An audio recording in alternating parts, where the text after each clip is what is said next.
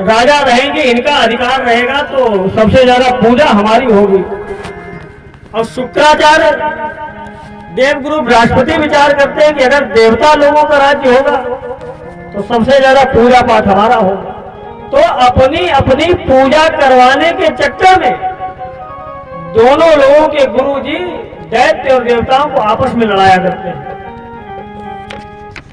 बड़ा भारी देवासुर संग्राम प्रारंभ हो गया। और देवासुर संग्राम जब प्रारंभ हुआ तो जब दैत्य लोग पराजित हो गए, राक्षस पराजित हो गए। राक्षस का मतलब निशायाम चरा यह सह निशाचरा। देखो, किसी विशेष कारण के बस अगर रात्रि में हमको जगना पड़े, भोजन करना पड़े तो एक अलग बात है। और बिना मतलब के ही 2 बजे रात को घूम करके आ रहे हैं और फिर जो है भोजन कर रहे हैं, तो ये निशाचर प्रवृत्ति है। निशाचर किसको कहते हैं? निशायाम चरा यह सा निशाचरा, जो रात्रि में जगे चले भोजन करे। और हमें तो लगता है कि आजकल 85% व्यक्ति जो है निशाचर हो गया है। क्योंकि 11 बजे रात को घूम करके 12 बजे आएगा और फिर जो है भोजन करेगा और 2 बजे तक फेसबुक चलाएगा, व्हाट्सएप, और फिर सोएगा। जब 1 बजेगा तो फोन पर भैया भैया चिल्लाएंगे, व्हाट्सएप चलाएंगे, फेसबुक, तो फिर सोएंगे। तो सभी निशाचर हो गए लगभग। तो दैत्यों के गुरु जी शुक्राचार्य जी ने क्या किया? मृत संजीवनी विद्या को पढ़ करके और दैत्यों को फिर जो है ठीक कर दिया। फिर से उन्हें तरुण बना दिया, उनकी शरीर की सारी पीड़ा को दूर कर दिया। और फिर संग्राम होने लगा। दैत्यों ने इतना बड़ा भयंकर युद्ध किया कि देवता लोग स्वर्ग को छोड़ करके भाग गए। देवराज इंद्र ने इंद्रलोक छोड़ दिया। अब इंद्रलोक छोड़ा और छोड़ करके ब्रह्मा और भगवान शिव के सहित पहुंचे भगवान विष्णु के पास। हाथ जोड़े, कहा प्रभु दैत्यों ने हम लोगों का जीना दुश्वार कर दिया है। दैत्य गुरु शुक्राचार्य ने मृत संजीवनी विद्या को पढ़ करके उनको स्वच्छ कर दिया है। उन लोगों ने मेरे ऊपर अधिकार जमा लिया है। अब आप ही मेरी रक्षा करें। भगवान ने देवताओं को एक युक्ति बताई। भगवान ने कहा कि देवताओं, अरयोपि संदेहा संदेया सती कार्यार्थ गौरवे। विद्वान व्यक्ति को चाहिए कि अपना काम करने के लिए दुश्मन से भी मित्रता कर लेनी चाहिए। और ये उपदेश करते हुए भगवान नारायण ने, भगवान विष्णु ने देवताओं को एक कथा श्रवण करवाई। अहि मूषक वध की, चूहा और सर्प की एक कथा को सुनाया। भागवत में लिखा हुआ है, अहि मूषक वध देवा हेर्थस्य पदवी गतहि। 8वें स्कंद में 6ठे अध्याय में भगवान देवताओं से कहते, अहि मूषक वध देवा हेर्थस्य पदवी गतहि। भगवान ने कहा देवताओं, एक समय की बात थी कि एक सपेरे ने एक सर्प को पकड़ करके अपनी पिटारी में बंद किया। उस पिटारी में सर्प को बंद किया और तब तक कहीं से एक चूहा भी आकर के उसमें घुस गया। जब चूहा भी आकर के घुस गया तो उसने उस पिटारी को उसने सपेरा ने जो था उसने बंद कर दिया। सपेरे ने उसको बंद कर दिया और ये ध्यान ही नहीं उसको रहा, उसने देखा भी नहीं चूहा भी इसमें बंद है, सपेरा बंद करके चला गया। अब उस सर्प ने जब चूहे को देखा, अपने भोजन को देखा, तो सर्प ने बड़ी तेज फुसकार लगाई। अब इधर चूहे ने मन में विचार किया, लगता है यार गोविंदाय नमो नमः होना ही है। चूहा बेचारा डर रहा है, लेकिन सर्प ने मन में विचार किया कि अगर मैंने इसको खा लिया तो मेरा भोजन तो हो जाएगा, लेकिन मैं इसी पिटारी में जीवन पर्यंत बंद रहूंगा तो कभी बाहर निकल ही नहीं पाऊंगा। तो सर्प ने एक युक्ति लगाई। सर्प ने चूहे से कहा, मित्र क्यों डर रहे हो? जब कहा मित्र तो सर्प की तरफ चूहे ने देखा, कहा भाई हम आपके मित्र कब से? अरे पुरखा लोगों से हमारी आपकी दुश्मनी चली आ रही है, हम कैसे मित्र हुए? अरे सर्प ने कहा, वो लोग थे मूर्ख, हमारे आपके जो पूर्वज थे वो बड़े मूर्ख थे, वो आपसे शत्रुता करते थे, ये उनकी गलती थी, तुम हमारे मित्र हो। अब जब मित्र कह दिया तब तो चूहा शेर बन गया बिल्कुल। अरे उसने कहा, मित्र आज से तुमने हमें अपना दोस्त मान लिया है, कोई भी भविष्य में काम हो मुझे बताना, मैं तुम्हारे लिए हर समय हाजिर हूं। चूहे ने कहा, भविष्य की बात बाद में देखी जाएगी, ऐसा है इस पिटारी में हम लोग बंद हो गए हैं, तो ऐसा करो मित्र इस पिटारी को काट दो, तुम्हारे पहने पहने दांत हैं छोटे से, तो काट दोगे तो हम लोग फरार हो जाएंगे, फिर आराम से मित्रता बाहर करेंगे। अरे चूहे ने कहा, मित्र ये कौन सी बात की, अभी लीजिए। तुरंत उसने जो है अपने नुकीले दांतों से उस पिटारी में छेद कर दिया, काट दिया। और जब निकलने लगा तो चूहे से सर्प ने कहा, 1 मिनट रुको, पहले तुम इतने बड़े हो, तुम तो निकल ही जाओगे। अरे मेरा इतना बड़ा शरीर है, पहले मैं देखूं निकल पाऊंगा कि नहीं। और सर्प ने अपना फन डाला उसमें। देखिए जिस जगह से सर्प का फन निकल जाता है, समझ लीजिए सर्प पूरा निकल जाएगा। और जैसे उसने फन डाला बाहर निकल गया, उसने दिमाग लगाया कि अब मैं बाहर निकल जाऊंगा। तुरंत ही उसने क्या किया, चूहे को अपने दांतों में दबाया, मुंह में दबाया। तो चूहे ने सोचा कि हमको मित्रतावश प्रेम कर रहे होंगे, तो पहले तो कुछ नहीं बोला। जब उसने थोड़ी ताकत लगाई तो चूहे ने कहा, मित्र ये क्या कर रहे हो?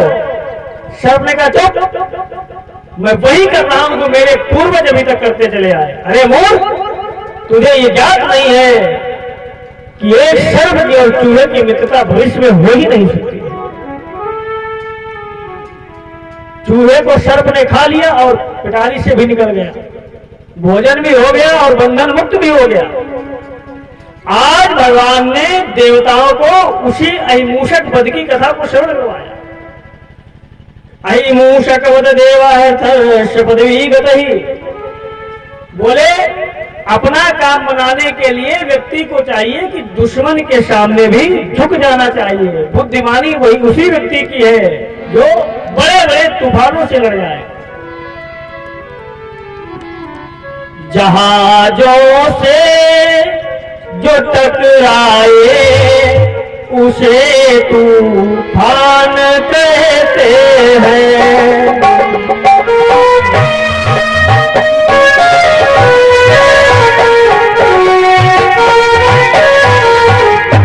जहाजों से जो टकराए उसे तूफान कहते हैं।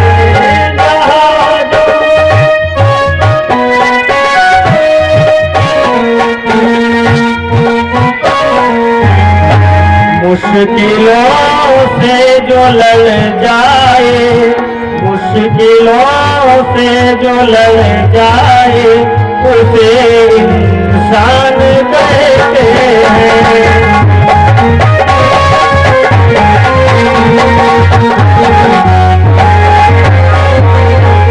इसलिए राजा परीक्षित तो सुखदेव जी कथा श्रवण करवाते हैं। भगवान ने अहिमूषक वध की कथा सुनाई और देवताओं से कहा, तुम दैत्यों से जाकर के मित्रता कर लो।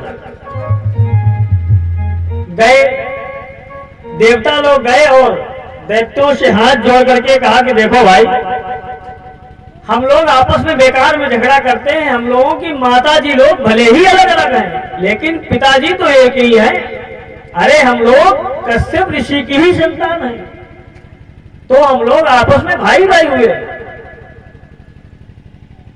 दैत्यों ने कहा कहना क्या चाहते हो? देवताओं ने कहना ये चाहते हैं कि हम लोगों को आपस का झगड़ा बंद करके और इस समुद्र ने अपने अंदर 14 रत्नों को छिपा करके रखा है, उनका मंथन करके निकाला जाए।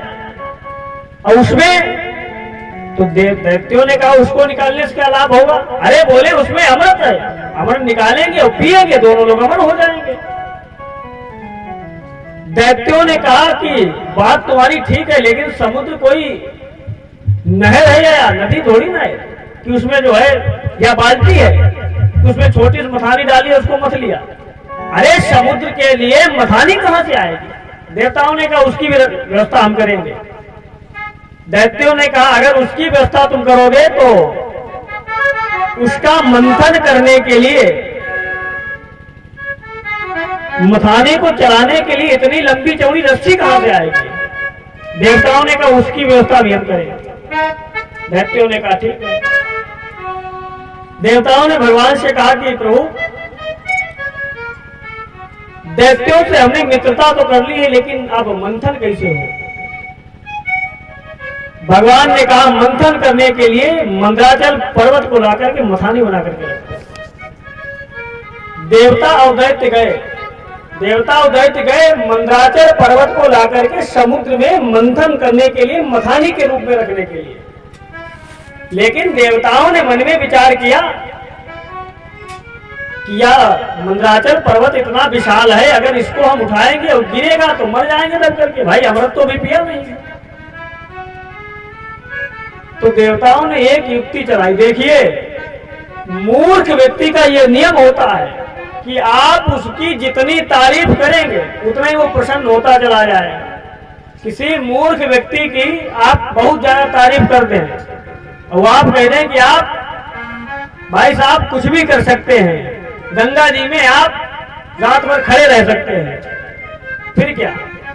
अपनी तारीफ सुनकर के भले ही इसमें ही सुबह प्रवाहित किए जाएं, लेकिन खड़े जरूर रहेंगे।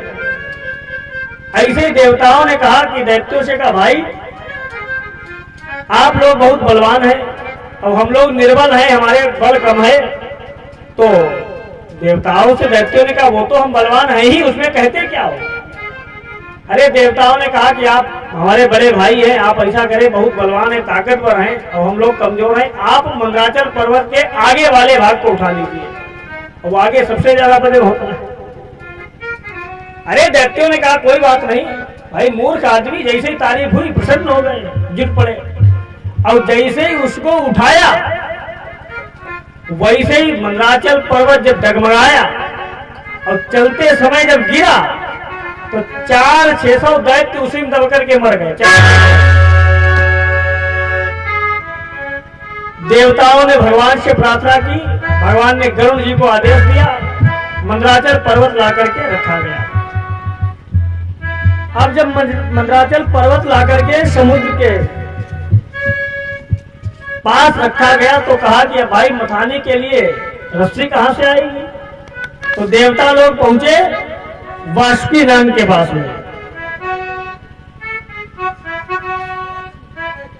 वासुकीनाग के पास में पहुंचे और वासुकीनाग से जाकर के निवेदन किया, कहा ऐसा है नागराज जी, हम लोग अमृत को पाने के लिए समुद्र का मंथन करने जा रहे हैं। तो उसने कहा फिर हम क्या करें? कहा आप मथानी में रस्सी का काम कर दीजिए। उस सर्प ने, वासुकीनाग ने कहा, देवताओं से कहा तुम्हारा दिमाग खराब है? अरे हम कोई पागल है क्या? तुमको पागल दिखाई पड़ते हैं?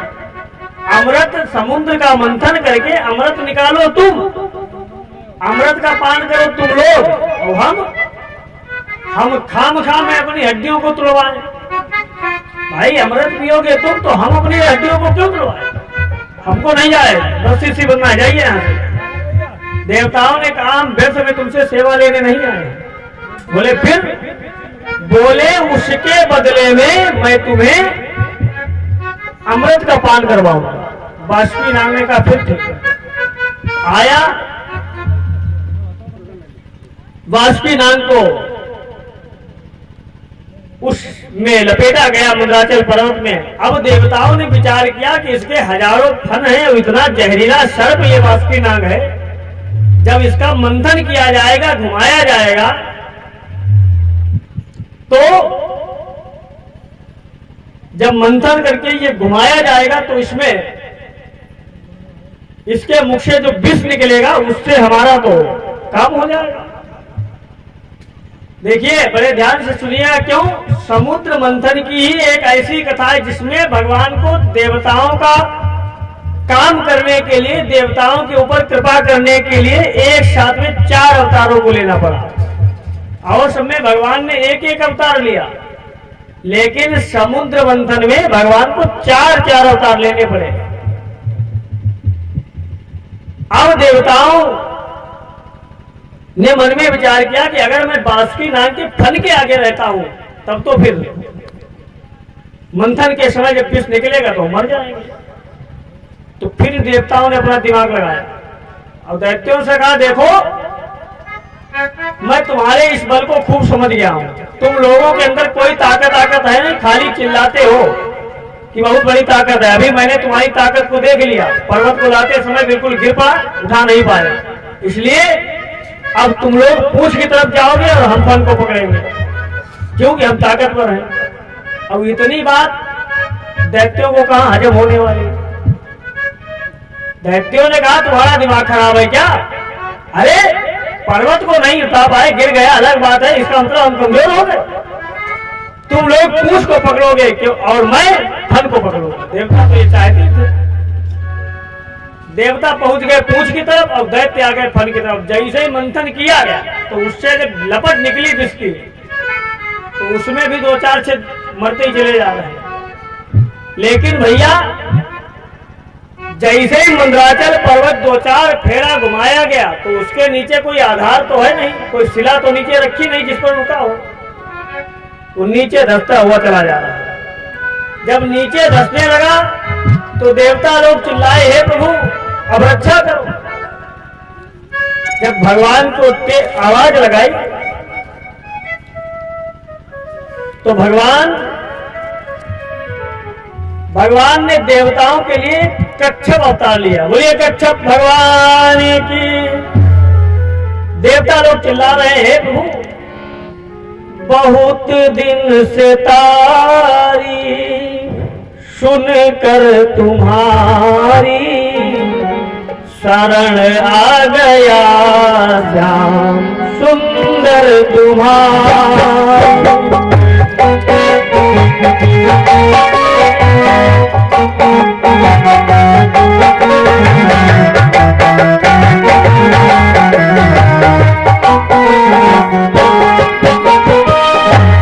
जो अब टाल दोगे मुझे अपने दर से,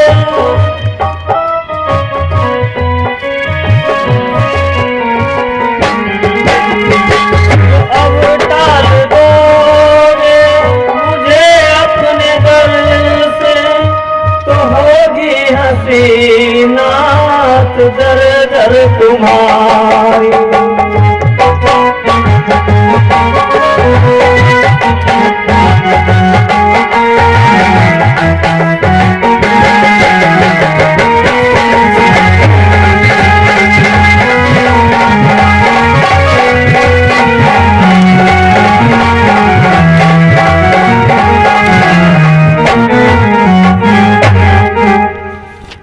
देवता लोग चिल्लाए, भगवान ने कच्छप अवतार को लिया 1,00,000 योजन विस्तार का कच्छप रूप धारण करके भगवान समुद्र में जैसे प्रवेश किए और उस मंदराचल पर्वत को अपनी पीठ के ऊपर आधार स्वरूप धारण कर लिया। अब मंथन प्रारंभ हुआ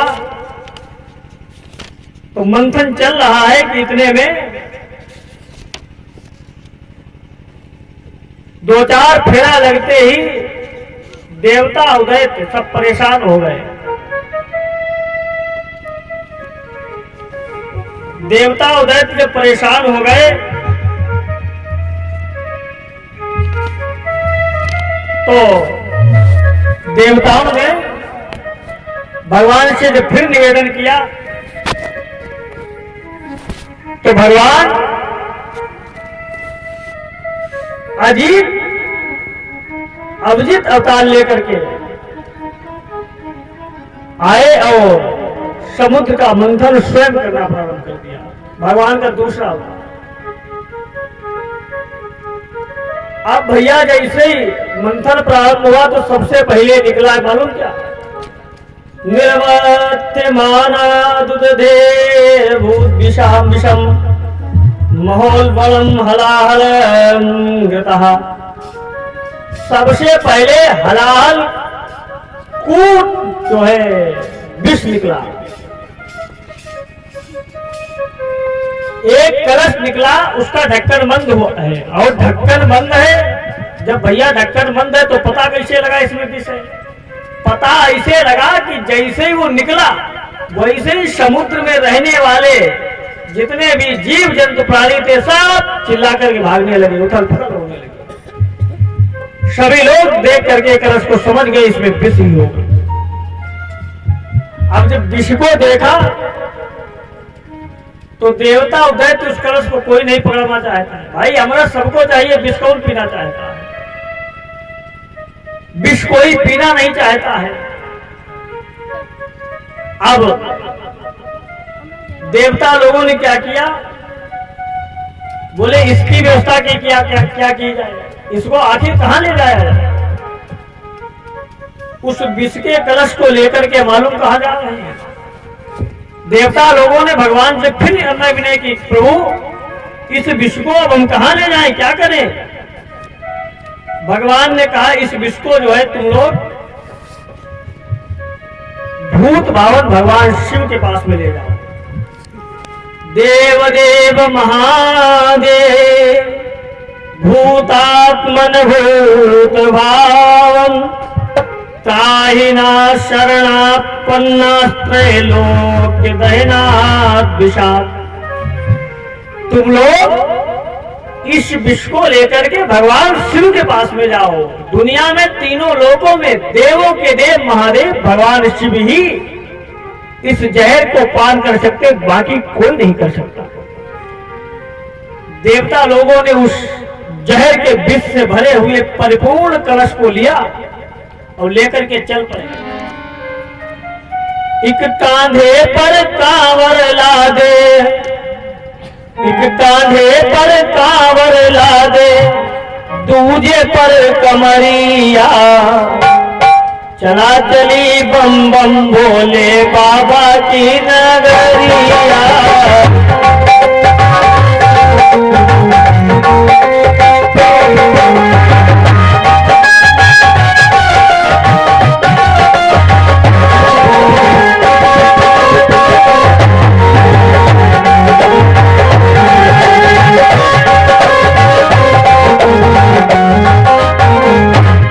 भोले मन बेल पत्र दूध से नहावे कोई, भोले मन बेल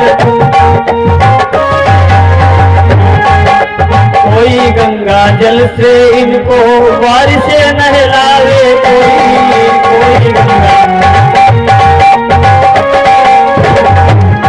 लिपटी रहे काले नाम, लिपटी रहे काले नाम, काले नाम करिया, चला चली रे बम बम भोले बाबा की नगरिया।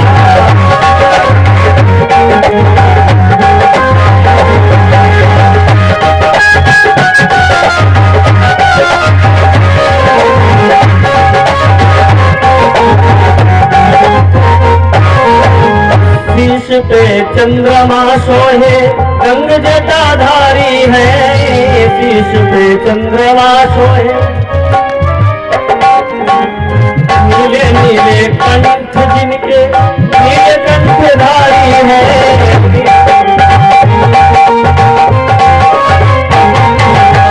शिव की जटा से निकले, शिव की जटा से निकले गंगा लीलहारिया, चला चली रे बम बम भोले बाबा की नगरिया।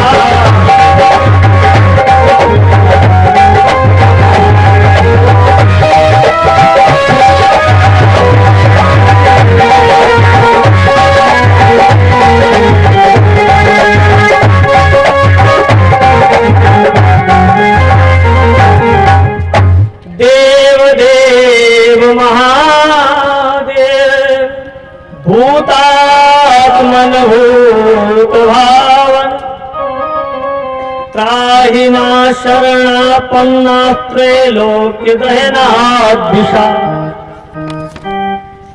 तीनों लोग सभी देवता लोग इस कालकूट नामक विष को लेकर के भगवान शिव के पास में पहुंचे। इसके प्रभाव से तीनों लोग चले जा रहे हैं, सभी लोग त्राहिमाम कर रहे हैं। भगवान शिव के पास में पहुंचे, क्यों? क्योंकि अगर इसको पृथ्वी पर छोड़ दिया जाएगा तो दुनिया में कोई बचेगा ही नहीं, इसलिए भगवान शिव के पास में लेकर के पहुंचे।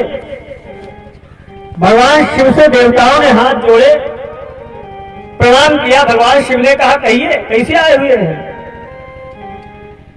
अब कोई देवता ये नहीं कहना चाहता है कि प्रभु हम आपको जहर पिलाने आए हैं। भाई ये कौन कैसे कह सकता है? सभी चुपचाप खड़े हुए। भगवान शंकर ने कहा, कहिए क्यों आए? सभी देवताओं ने एक स्वर में हाथ जोड़ करके कहा, हे प्रभु तुम्हें कहा सर्व जगत ईश्वरो बंधमोक्षयो तुम तुम्हार चंति कुशला प्रन्नाति हरम गुरु। आप हर हैं, तीनों लोगों के प्राणियों को के कष्ट को हरने में समर्थ हैं। आप मृत्यु संजीवनी विद्या के आचार्य हैं। आप बहुत ही दयालु और कृपालु हैं। भगवान शंकर ने कहा, इतनी तारीफ कर रहे हो, मक्खनबाजी कर रहे हो, काम बताओ क्या है? और जानते सब है। देवताओं ने कहा, प्रभु मैं समुद्र मंथन कर रहा हूं अमृत की खोज करने के लिए, प्राप्त करने के लिए, और उसमें सबसे पहले ये जो है कालकूट नामक विष निकला है, आप इसे पी जाइएगा। भगवान शंकर ने कहा, वाह, अमृत पी करके अमर हो तुम और इसको हम पिए? अरे देवताओं ने कहा, प्रभु आप महाकाल है, भावियों में शकही त्रिपुरारी, आप कुछ भी कर सकते हैं, आप इसको पी जाइए, आप नहीं मरेंगे। भगवान शंकर ने कहा, भाई इसकी क्या गारंटी है कि जहर पी करके हम नहीं मरेंगे? कोई जहर पिए और मरेगा नहीं, ये कैसे हो सकता है? भगवान ने कहा, ये कोई गारंटी है क्या? इसका क्या प्रमाण है कि हम नहीं मरेंगे? देवताओं ने कहा, प्रभु आप नहीं मरेंगे। आप इसलिए नहीं मरेंगे क्योंकि आप भगवान शिव हैं, मृत्यु संजीवनी विद्या के आचार्य हैं, मृत्युंजय हैं। आपके नाम को जप करके सारी दुनिया के लोग बंधन से, मृत्यु के बंधन से मुक्त हो जाते हैं।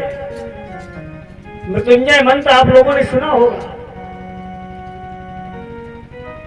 ओम त्र्यंबकम यजामहे सुगंधिम पुष्टिवर्धनम उर्वारुक मिव बंधनात् मृत्योर्मुक्षीमामृता। उर्वारुक मालूम किसको कहते हैं? जो फूट होती है खेतों में, उसको संस्कृत में उर्वारुक कहते हैं। भक्त कहता है कि जिस प्रकार से फूट पकने के बाद में नाल से अलग हो जाती है और नाल के बंधन से मुक्त हो जाती है, हे प्रभु हे भोलेनाथ, उसी प्रकार से उर्वारुकमिव बंधनान् मृत्योर्मुक्षीमामृता, आप भी मुझे मृत्यु के बंधन से मुक्त कर दीजिए, मेरे ऊपर आए हुए संकट को दूर कर दीजिए। ये भक्त प्रार्थना करता है। तो भगवान शंकर से देवताओं ने कहा, आप नहीं मरेंगे। भगवान शंकर ने कहा, ठीक है, अगर हम नहीं मरेंगे तो हम पी जाएंगे, लेकिन मेरे इस शरीर के ऊपर केवल मेरा ही अधिकार नहीं है, पति के शरीर के ऊपर पत्नी का भी अधिकार होता है। भगवान शिव ने कहा, मेरी पत्नी सती जी का भी अधिकार है। तदवीच्य विष्णुम तासां कृपया विश्व पीड़ितम सर्व